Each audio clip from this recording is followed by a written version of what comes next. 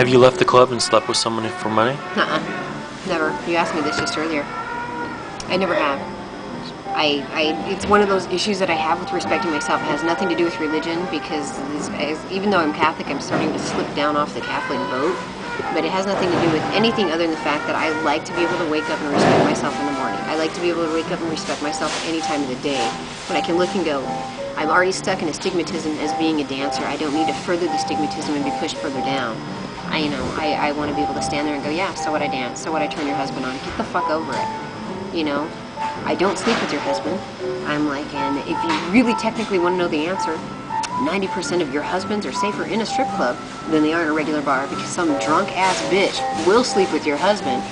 90% of the strippers won't unless he's got a lot of money to kick out to him. So my chances of getting together with a girl are better at a bar than a strip club? They're much better at a bar than they are at a strip club. First off, because you'll have a drunk woman who doesn't care how much money you have.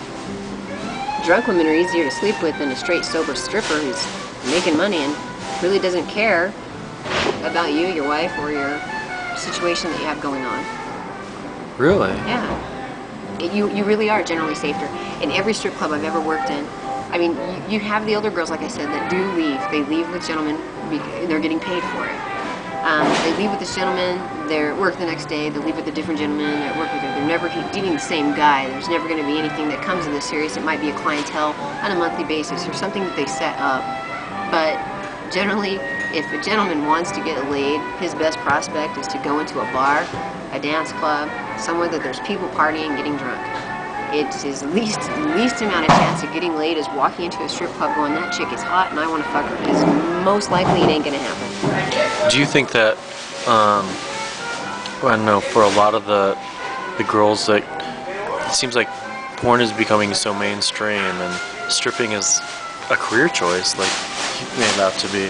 So it's so easy. I mean, should parents be worried? Should society do something? Or is it just like, it's the way it always is? I mean, for example, I've been to Roman ruins and there were strip clubs right next to the barber shop.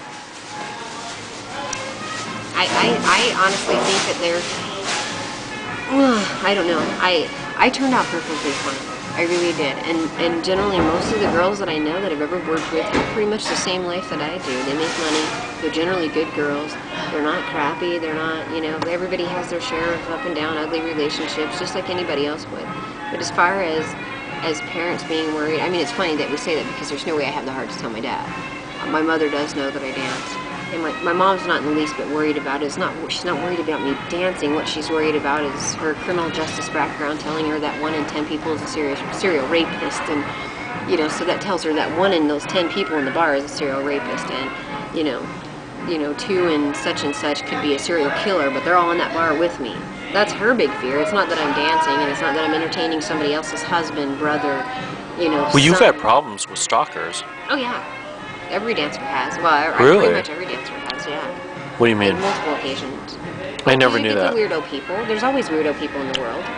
It doesn't matter where you go, what you do. And that's just a given. Yeah, I've had people hiding behind my garbage can. I've had people hiding behind my house. I've had people in my crawl space in my house. Yeah, there's been a lot of... Did you call the police? Yeah. Salt Lake City actually got the guy out of my crawl space for the guy hiding behind my garbage can. I was actually on a date with a guy that I was dating, and he became angry because I didn't want to become his girlfriend, and he was really flustered, so he drove back to my house, and he jumped out of my car, and he came around to my window, and he was so angry, he went, "It's fine that you want to be my girlfriend. Hope you have a really good fucking time with that freak that's hiding behind your garbage can," and he hopped in his truck and drove off.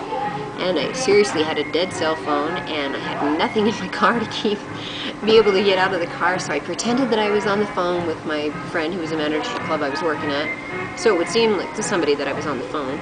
And right as I got into the house, picked up the house phone, and then called to the club that I was working at, and had the security that I know there come to my house and physically remove the gentleman. And so, yeah, it happens. Now I have a yard that's filled with American Pit Bull Terriers, and I don't have that trepidation quite as often as I used to. I have a lot of trepidation with animal control bitching because I have too many dogs now, but it keeps my kids safe, and people don't really want to come in my yard. They can make it as far as my garbage can still, though. but nobody needs to, just so you know that.